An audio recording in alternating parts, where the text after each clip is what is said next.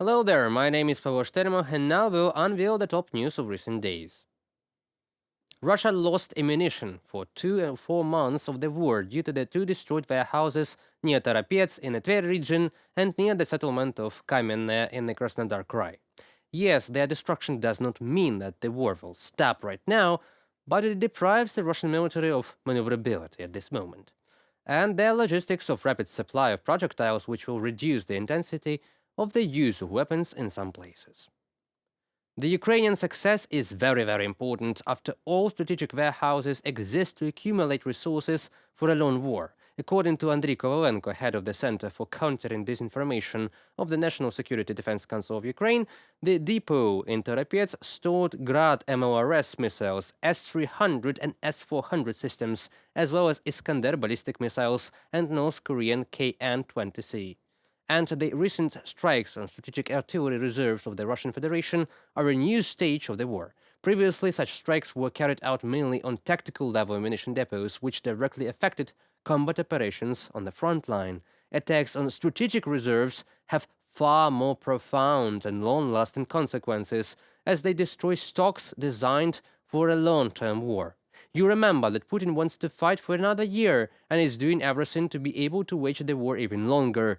Such blows hit the Russian Federation's ability to prolong the war. It also affects the ability of the Russian Federation to conduct intensive combat operations and will have a cumulative effect. The loss of strategic reserves creates a shortage of ammunition, which becomes critical for the Russian army, especially in the conditions of a protracted war. This tactic demonstrates a change in the approach to war itself. Ukrainian forces seek to deprive enemy of the possibility of a prolonged struggle by striking the most important objects of the military infrastructure.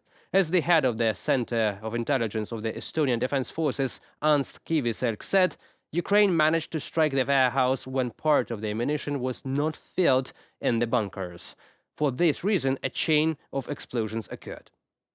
30,000 tons of explosive ordnance were detonated, which means 750,000 shells. If we take the average battle rate, the Russian Federation has fired 10,000 rounds a week. As a result of this attack, Russia has suffered losses in ammunition, and we will see the impact of these losses on the front in the coming weeks. Ants Kiviselk, head of the Estonian Defense Forces Intelligence Center. Kiviselk also noted that Russia continues to maintain the initiative at the operational level. Over the past week, operating pressure has gradually increased. This indicates Russia's desire to completely conquer Donetsk and Luhansk regions of Ukraine. In the Kursk region of Russia, it launched a counteroffensive and moved forward a bit, but the Ukrainians are holding their ground. And today, many mass media began to talk about a new breakthrough of the Russian border in the Kursk region itself. Unfortunately, this is not true. It was breached a week ago and has long been out of Kremlin control. Russia is blackmailing the world community with the real possibility of creating famine for other countries. As a result of the attacks on the grain and port infrastructure, a number of countries in Africa and Asia which received Ukrainian grain found themselves at a risk of existence right now because Ukraine was and still is one of the key suppliers of the World Food Program. This was stated by Yuri Belousov, the head of the Department for Combating Crimes Committed in the Conditions of Armed Conflict of the Office of the General Prosecutor of Ukraine.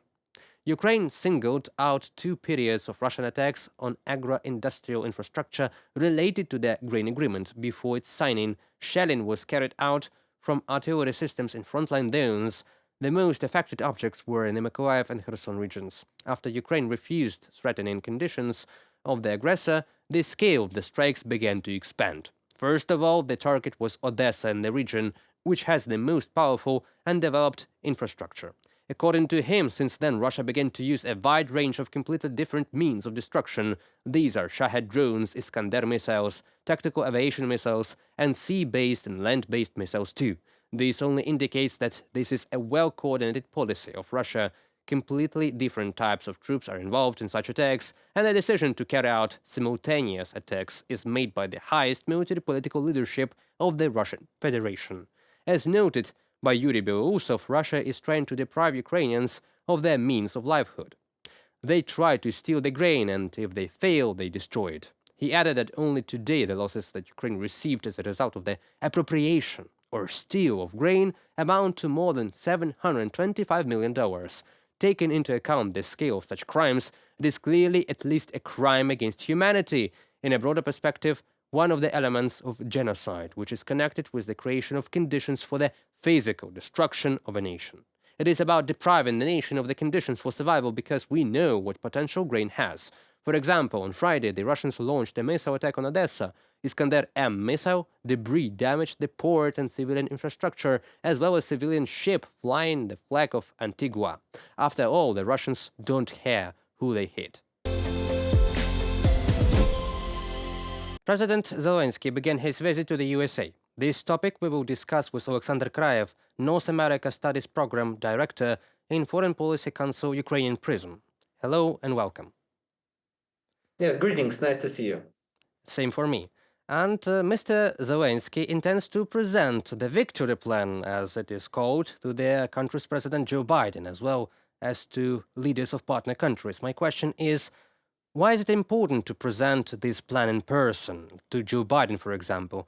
After all, it can be sent by diplomatic mail through State Secretary, who was in Kiev recently, or simply on the internet. But we have the President Zelenskyy who goes personally.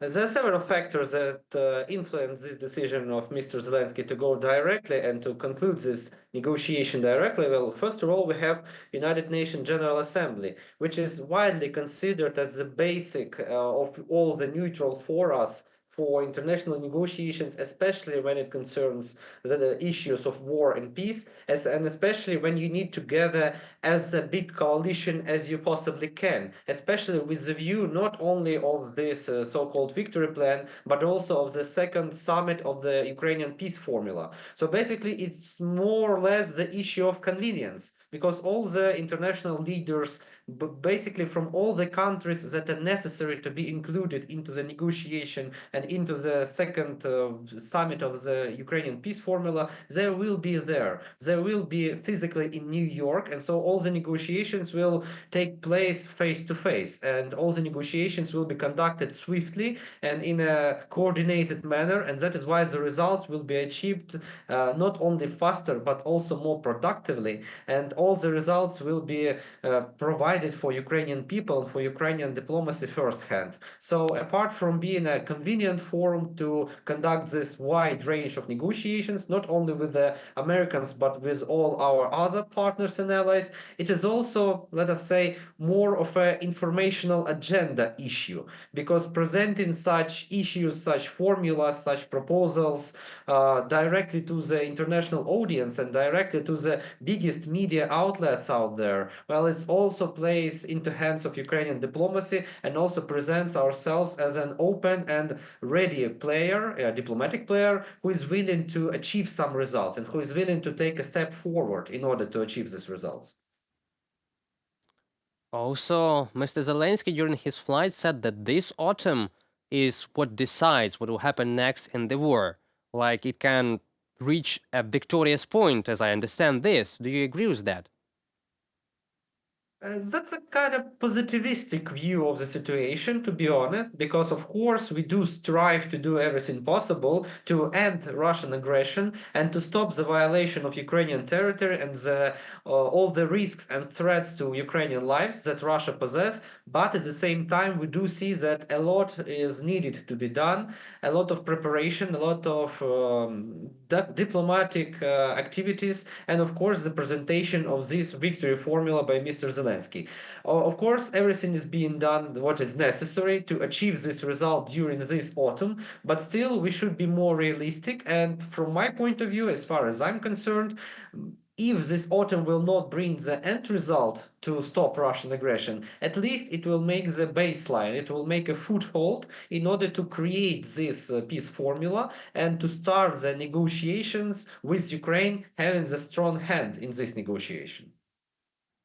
So, do you believe that Ukraine wants right now to get an upper hand, like an initiative in the war, in the number of artillery guns, with allowance to hit Russian territory with missiles, and that is the third part, the diplomatic one, presenting the victory plan, as it is called, to President Biden, both presidential candidates, as Harris and Trump? Yes, that's definitely the part of the same strategy, but with different instruments being implemented.